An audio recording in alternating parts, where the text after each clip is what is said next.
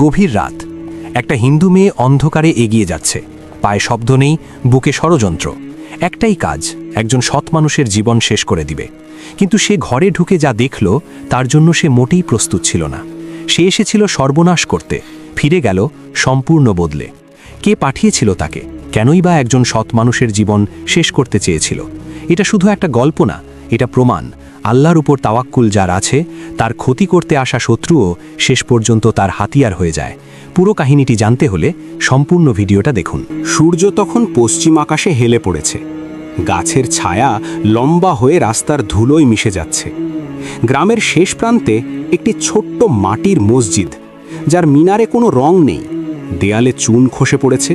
কিন্তু সেই মসজিদের ভেতর থেকে যে আজানের সুর ভেসে আসে, তা যেন পুরো আকাশকে কাঁপিয়ে দেয়। সেই আজান দেন ইমাম ইউসুফ। বয়স তার 25, মুখে হালকা দাড়ি, চোখে গভীর প্রশান্তি। পোশাক সাদা পাঞ্জাবি, যেটা কাঁচা কিন্তু তালি দেওয়া।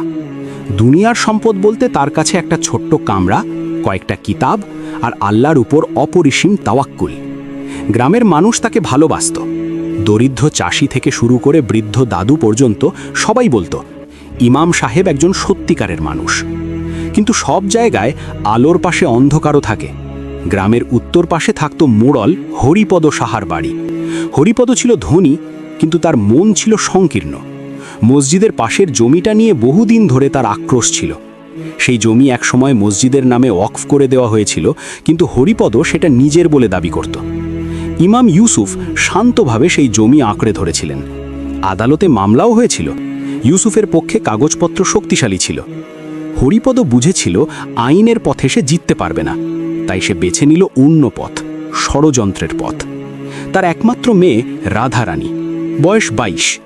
রূপে সে আম্বরূপা, কিন্তু বাবার সেবায় সে বসংবদ্ধ। হরিপদ একদিন রাতে মেয়েকে ডাকল। রাধা, সে বলল নিচু কণ্ঠে, আমার একটা কাজ করতে হবে তোমাকে। রাধারানী চুপ করে বসে রইল। ইমামকে শেষ করতে হবে। সে না থাকলে মসজিদ কমিটি দুর্বল হয়ে যাবে, জমি আমার কাছে আসবে। কিভাবে বাবা? হরিপদের ঠোঁটে একটা বক্র হাসি ফুটল। তুমি আজ মধ্যরাতে তার কামরায় ঢুকবে। আমি গ্রামের মাতব্বরদের খবর দিয়ে রাখব। সকালে সবাই দেখবে একটা মেয়ে তার ঘর থেকে বেরোচ্ছে। ব্যাস, তার ইজ্জত শেষ। রাধারানী কিছুক্ষণ চুপ করে রইল। মনের ভেতরে কোথাও একটা খোঁচা দিচ্ছিল, কিন্তু বাবার কথায় বাইরে যাওয়ার সাহস তার ছিল না। সে মাথা নত করে বলল, ঠিক আছে। রাত তখন গভীর। গ্রামের সব আলো নিভে গেছে। কুকুরের ডাক মাঝে মাঝে নীরবতাকে ভাঙছে। আকাশে চাঁদ নেই, তারাগুলো যেন ঢাকা পড়ে গেছে।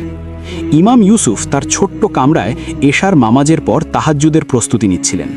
প্রতিদিনের মতো আজও তিনি মোমবাতি জ্বালিয়ে কুরআন তিলাওয়াতে বসলেন। তার কণ্ঠ থেকে ভেসে আসছিল সূরা ইউসুফের আয়াত, ইন্নাহু রাব্বি ইয়াহসানা মাসওয়াই। নিশ্চয়ই আমার রব সদয়, তিনি যা চান তাই করেন। হঠাৎ তিনি বইয়ের পাতা থেকে মাথা তুললেন। মনের ভেতরে একটা অস্বস্তি জমছিল, যেন কোনো বিপদ কাছে আসছে। তিনি জায়নামাজ বিছিয়ে 2 রাকাত নফল নামাজ পড়লেন। তারপর দীর্ঘ সময় সিজদায় পড়ে রইলেন। ইয়া আল্লাহ, আজ রাতে তুমি আমার হেফাজত করো। আমি তো তোমার দুর্বল বান্দা, তুমি ছাড়া আমার কোনো আশ্রয় নেই। রাত যখন 12টা পেরিয়ে গেল, মসজিদের পাশের গলি দিয়ে একটা ছায়া মূর্তি এগিয়ে আসছিল। রাধারানী, গায়ে পাতলা কাপড়, পায়ে নিঃশব্দ পা ফেলে সে এগোচ্ছিল। মসজিদের কামরার দরজা ভেজানো ছিল। সে হাত দিয়ে আস্তে ঠেলল, দরজা খুলে গেল। সে ভেতরে ঢুকল। কামরায় ঢুকতেই রাধারানীর পা থমকে গেল। সে যা দেখল তার জন্য সে মোটেই প্রস্তুত ছিল না। ইমাম ইউসুফ জায়নামাজে বসে আছেন, হাত দুটো হাঁটুতে রাখা, চোখ বন্ধ, ঠোঁটে নীরব দোয়া। মোমবাতির আলোয় তার মুখ যেন একটা অপার্থিব প্রশান্তিতে ভরা। পাশে খোলা কুরআনের কিতাব। রাধারানী নিজের বুকের ভেতরে একটা অদ্ভুত কম্পন অনুভব করল। এই মানুষটার মুখে কোনো ভয় নেই, কোনো লোভ নেই, শুধু একটা নিস্তরঙ্গ গভীরতা, যেন সে দুনিয়াতে নেই, অন্য কোথাও আছে। হঠাৎ ইমাম ইউসুফ চোখ খুললেন। একটি মেয়েকে দরজায় দাঁড়িয়ে দেখে তিনি তৎক্ষণাৎ উঠে দাঁড়ালেন। তার মুখে বিস্ময়, কিন্তু আতঙ্ক নেই। তিনি সরাসরি চোখ না মিলিয়ে পাশে তাকিয়ে বললেন, কে তুমি? এই রাতে এখানে কেন? রাধারানীর মুখ দিয়ে কথা বেরোলো না। বলো, কোনো বিপদে পড়েছ? কারো সাহায্য দরকার? সেই কণ্ঠের রাগ নেই, ঘৃণা নেই, শুধু উদ্বেগ, যেন একটা মানুষ অন্য একটা মানুষের কষ্টের কথা ভাবছে। রাধারানীর চোখ ভিজে উঠল। সে যে কাজে এসেছিল সেটা করার সমস্ত শক্তি যেন মুহূর্তে নিঃশেষ হয়ে গেল। ইমাম ইউসুফ মাটির দিকে তাকিয়ে বললেন, তুমি যদি কোনো বিপদে পড়ে এসে থাকো তাহলে বলো, আল্লাহর কসম আমি তোমার কোনো ক্ষতি করব না। আর যদি অন্য কোনো উদ্দেশ্যে এসে থাকো তাহলে তোমার উপর আল্লাহর রহমত নাজিল হোক, তুমি ফিরে যাও। সেই কথায় রাধারানীর বুকে একটা ভূমিকম্প হলো। সে ধপ করে মাটিতে বসে পড়ল, হাত দিয়ে মুখ ঢেকে কাঁদতে লাগল। ইমাম ইউসুফ একটু দূরে দাঁড়িয়ে রইলেন। বাইরে গিয়ে মসজিদের বৃদ্ধ খাদেম চাচাকে ডাকলেন। চাচা, একটু আসুন। খাদেম এসে পরিস্থিতি দেখে হতবাক হলেন। ইমাম বললেন, এই মেয়েটা কষ্টে আছে, আপনি থাকুন। তারপর ইমাম রাধারানীর দিকে ফিরে বললেন, এখন কাঁদার সময় নেই, আমাকে বলো কি হয়েছে। রাধারানী কাঁদতে কাঁদতে সব বলল। বাবার পরিকল্পনার কথা, জমির লড়াইয়ের কথা, তাকে কিভাবে হাতিয়ার হিসেবে ব্যবহার করা হচ্ছিল। ইমাম ইউসুফ পুরো কথা চুপ করে শুনলেন। তার মুখে কোনো রাগ ফুটল না, বিরক্তি ফুটল না। শেষে তিনি বললেন, তোমার বাবা ভুল করেছেন, কিন্তু তুমি এসেছিলে ঠিকই, কিন্তু তুমি শেষ পর্যন্ত সেই কাজ করনি। এটা আল্লাহর তরফ থেকে তোমার জন্য একটা সুযোগ। রাধারানী মাথা তুলে তাকালো, চোখে জল, কিন্তু ভেতরে একটা প্রশ্ন জন্ম নিচ্ছিল। আপনি রাগ করলেন না কেন? আমি তো আপনি সর্বনাশ করতে এসেছিলাম। ইমাম ইউসুফ মৃদু হাসলেন। আমার কুরআনে আছে, যে ক্ষমা করে এবং সংশোধন করে তার পুরস্কার আল্লাহর কাছে। রাগ করে লাভ কি? আল্লাহ আমাকে রক্ষা করেছেন, এটাই যথেষ্ট। রাধারানী থরথর করে কাঁপছিল। আপনার ধর্ম এত শান্তির? ধর্ম না, আল্লাহ শান্তির। ইসলাম মানেই শান্তি। সেই রাতে রাধারানী মসজিদের বারান্দায় বসে রইল। বাড়ি ফিরে যাওয়ার সাহস তার ছিল না। ইমাম বললেন, এখন রাত, খাদেম চাচার বউ পাশেই থাকে, সে তোমাকে রাত কাটাতে দেবে, সকালে বাড়ি ফিরবে। কিন্তু রাধারানী ঘুমোতে পারল না। তার মাথার ভেতরে শুধু একটাই দৃশ্য ঘুরছিল। রাধারানীর বাড়িতে পূজার ঘরে অনেক দেবদেবীর মূর্তি ছিল। সে ছোটবেলা থেকে সেগুলোর সামনে প্রণাম করে এসেছে, কিন্তু কখনো সে অনুভব করেনি যে সেই পূজায় কোনো উত্তর আসছে। কখনো অনুভব করেনি যে কেউ শুনছে। ভোর রাতে ফজরের আজান হলো। রাধারানী উঠে জানালার ফাঁক দিয়ে দেখল ইমাম ইউসুফ অজু করে মসজিদে ঢুকছেন। কিছুক্ষণ পর সেখান থেকে তেলাওয়াতের সুর ভেসে আসলো। সেই সুর রাধারানীর বুকে এসে লাগল। সে কাঁদল, কিন্তু এবার ভয়ের কান্না নয়, এই কান্না অন্যরকম, যেন বুকের ভেতরে বহু বছরের জমা পাথর একটু একটু করে গলে যাচ্ছে। নামাজের পর ইমাম বাইরে এলেন। রাধারানী দরজার কাছে দাঁড়িয়েছিল। হুজুর, সে কাঁপা গলায় বলল, আমি কি আপনাকে একটা কথা জিজ্ঞেস করতে পারি? বলো। আপনি কার কাছে প্রার্থনা করছিলেন? মানে সত্যি কি কেউ শোনেন? ইমাম ইউসুফ একটু থামলেন, তারপর বললেন, তুমি কি কখনো অন্ধকার রাতে ঘরে একা থেকে বুকের ভেতরে এমন কেউকে খুঁজেছ যে তোমার সব কথা শুনবে? রাধারানী চুপ করে রইল। আমার আল্লাহ সেই সত্তা, তিনি সব দেখেন, সব শোনেন।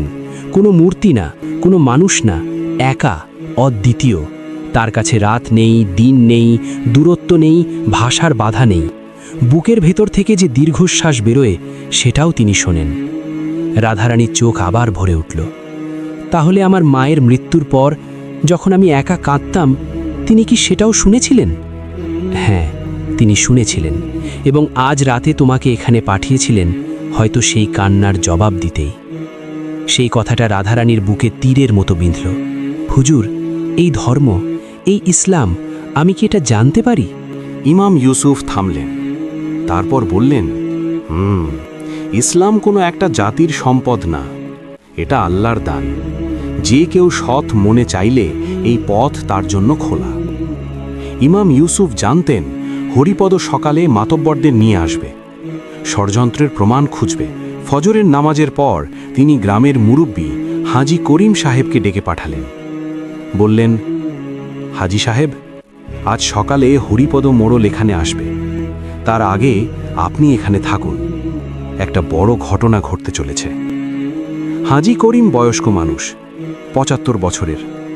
মাশাল্লাহ, তিনি ধীরে বললেন, ইউসুফ, তুমি সত্যিই নবী ইউসুফের মতো।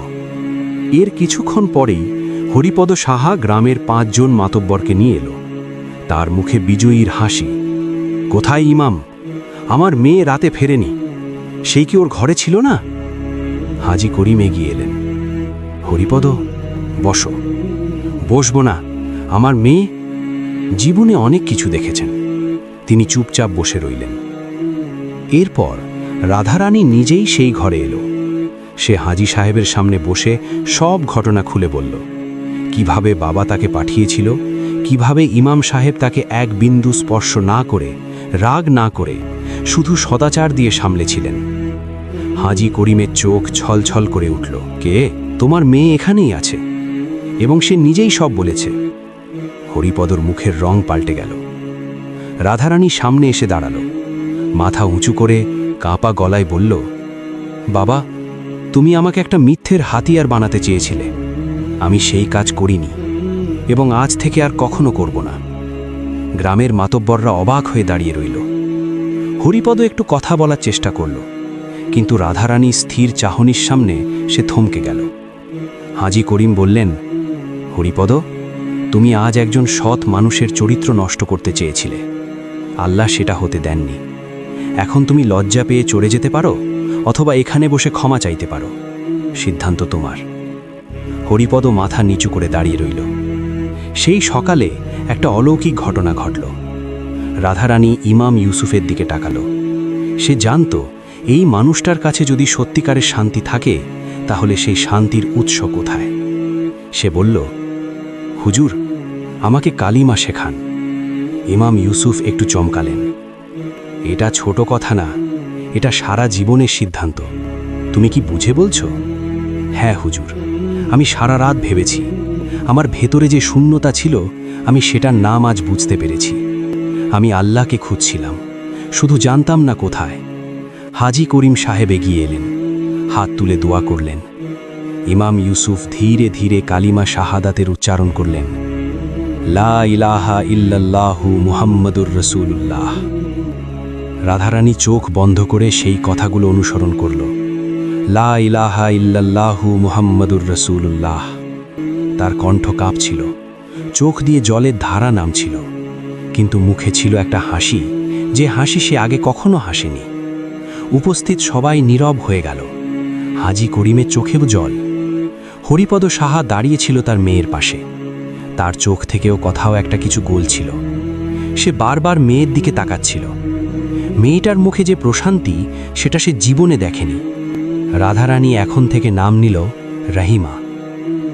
সে ইমাম ইউসুফের দিকে তাকিয়ে বলল, হুজুর, আমি আপনার কাছে মাফ চাইতে এসেছিলাম ক্ষতি করতে, কিন্তু আপনি আমাকে জীবন দিয়ে গেলেন। ইমাম ইউসুফ মাথা নাড়লেন। ধন্যবাদ আমাকে না, আল্লাহকে। তিনি তোমাকে এখানে এনেছিলেন, তিনি তোমার হৃদয় ফিরিয়ে গিয়েছেন। হরিপদ এতক্ষণ মাথা নিচু করে দাঁড়িয়েছিল। হঠাৎ সে এগিয়ে এলো। তার পা দুটো কাঁপছিল। সে ইমাম ইউসুফের সামনে দাঁড়ালো। ইমাম সাহেব, তার গলা ধরে গেল। ইমাম তাকালেন। আমি বড় অন্যায় করেছি। আপনার সর্বনাশ করতে চেয়েছিলাম, কিন্তু আল্লাহ আপনাকে রক্ষা করেছেন। আর আমার মেয়েকে নতুন পথ দেখিয়েছেন। তার চোখ থেকে টপ টপ করে জল পড়ছিল। আমি মাফ চাই। ইমাম ইউসুফ এগিয়ে গেলেন। তার হাত হরিপদের কাঁধে রাখলেন। আল্লাহ ক্ষমাশীল, আমিও মাফ করলাম। আর জমির বিষয়ে আদালতে যা ফয়সালা হবে সেটা মেনে নেব। কোনো হিংসা নেই। সপ্তাহ দুয়েক পর রহিমা অর্থাৎ রাধারানী প্রতিদিন সন্ধ্যায় হাজি সাহেবের বাড়িতে যায়। হাজি সাহেবের স্ত্রী তাকে নামাজ শেখাচ্ছেন, কোরআন পড়তে শেখাচ্ছেন। একদিন সে ইমাম ইউসুফের কাছে এসে বলল, ইমাম সাহেব, আমার মেয়ে যে শান্তি পেয়েছে, সেই শান্তির কথা আমাকে একটু বলবেন? ইমাম ইউসুফ মৃদু হাসলেন। বলবো। আপনি কি সেই শান্তি নিজেও চান? হরিপদ কিছুক্ষণ চুপ করে রইল। তারপর ধীরে বলল, আমি ভাবছি। ইমাম বললেন, ভাবুন, তারা নেই। আল্লাহ ধৈর্যশীলদের ভালোবাসেন। সেই গ্রামে এখন একটা নতুন গল্প প্রচলিত আছে। মানুষ বলে একজন ইমাম ছিলেন যার কাছে দুনিয়ার কিছুই ছিল না, কিন্তু আল্লাহর উপর তাওয়াক্কুল এতটাই গভীর ছিল যে শত্রু ক্ষতি করতে এসে নিজেই পরিবর্তিত হয়ে গেল।